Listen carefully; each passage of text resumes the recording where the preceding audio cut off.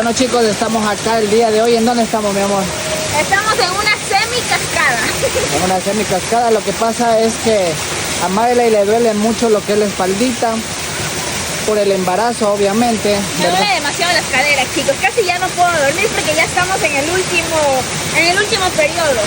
Ya, y le queda ideal bañarse en una chorrera así, o sea que toda esa chorrera le caiga en la espalda a ella. Eso le relaja bastante, ¿verdad? Ajá. O como que te hace terapias en la espalda. Sí, ¿no? Y lo mejor de todo es que el agua es helada, muchachos. Es heladita.